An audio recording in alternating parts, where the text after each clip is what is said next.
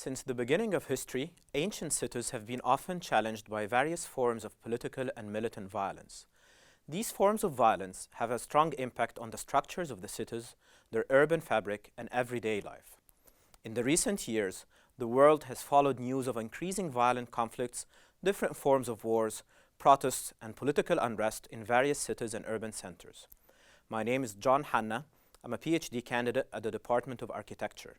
And today we'll discuss a recent past example from Beirut to identify challenges associated with war and urban planning and to explore lessons for post-conflict reconstructions.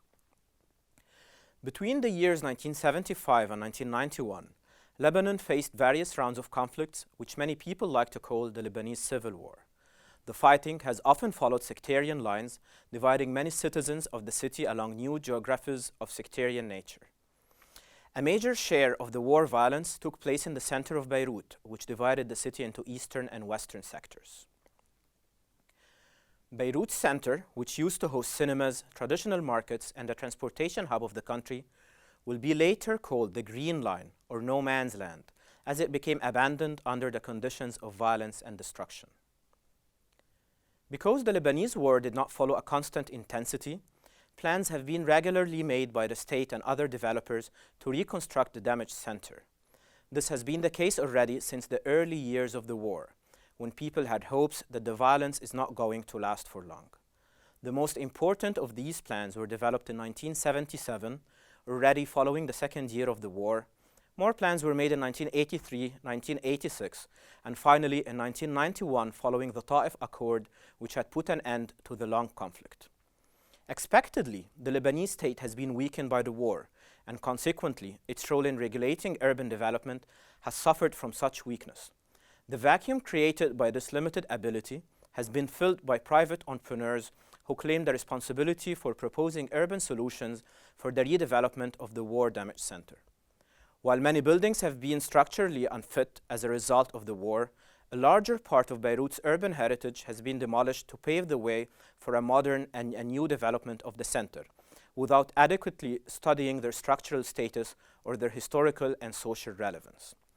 To problematize the issue even further, a decree has been issued by the state which compromised all the property rights in the area of the development. With that decree, the company became the sole owner of all the land and properties in the center of Beirut. For the proponents of the project, this was done to avoid any delay in the execution of the project. Architects, historians, writers, and citizens of Beirut criticized the reconstruction project for aiming to produce a new space, which should serve as an image of a healed Lebanon without paying enough attention to the urban history of the location and the social relations which have developed within, and which have shaped and defined the space for many years before the war. Similar criticism has been directed to the selectivity of the project in representing particular layers of a multi-layered history and urban heritage. The project was also criticized for not providing public spaces in the real sense of the word, in terms of spaces which can be accessed and used by the public without so much regulations or control. From a different perspective, scholars have criticized the project following its opening for reinforcing the wartime sectarian divisions of the city, through creating an isolated space surrounded by highways and flyovers, which offer a little connectivity between the surrounding districts. It has been also seen as an elitist space where a particular type of public is invited. In contrast to what used to exist before the war, the new central district is home for fancy hotels, top brands, and apartment complexes, unaffordable for many segments of the Lebanese population. Now, let's try to understand the full picture. In many cases following wars, the state loses its role as a regulator of urban development. The vacuum created by such lost role is often filled by non-state actors who initiate development processes that serve their aims, be them driven by economic or political interests. In the Lebanese case, a private entrepreneur took the responsibility of this role. For various reasons, the proposed development has been seen by many as problematic process, due to the lack of transparency, lack of inclusiveness, and for its selectivity of architectural history which should be preserved. These plans were developed with very little involvement of the stakeholders. It paid very little attention to the urban history of the location and its social relevance.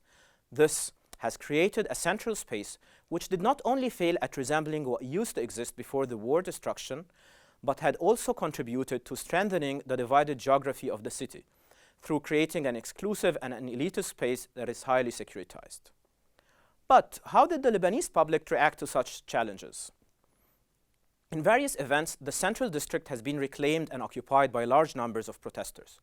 This was particularly obvious during the Sidr Revolution of 2005, following the assassination of the prime minister at that time. In 2015, many protesters took the streets of the central district, angered by the state's failure to handle the garbage collection crisis in the city. Similarly, starting the fall of 2019, large numbers of protesters occupied the central district to protest against the political elite, asking for a new government that puts an end to the sectarian system. Beyond these significant events, various initiatives have emerged in the city to ask for a larger role of the public in urban planning and development. Varying in their structure and levels of organization, these initiatives and NGOs have achieved various successes in defending and preserving public spaces and urban heritage around the city, and to avoid non-inclusive top-down interventions similar to what took place during the development of the central district. In many streets of Beirut, pedestrians can observe graffiti art that is critical of the downtown development project. Graffiti art that carries messages such as Beirut is not Dubai, downtown Solidaire is not Beirut, stop building, or all Beirut matters can be observed around the city. While the reconstruction of Beirut Center has received attention of scholars for many years now, it remains relevant. First, for the Lebanese citizens who up till this day are still taking the streets to protest against urban malpractices and the very limited form of participation and the public in decision-making. For many years, the space which have been designed to allegedly show an image of a post-conflict Lebanon has become itself a monument of sectarianism, clientelism, corruption, and failed neoliberal politics. Today, these conditions are being contested by a public that is showing their disappointment with the political infrastructure that enabled such practices. Second, the development of Beirut downtown provides an important and a relevant example today, as many plans for post-war reconstructions in neighboring Syria are being discussed, of how top-down practices, corruption, limited participation of affected communities, and lack of attention to the social relevance of space can hinder the processes of healing rather than supporting it. I'd like to close by inviting you to reflect on your own city. Who is responsible for the process of urban development and urban management in your city? To which extent are these processes participatory and inclusive?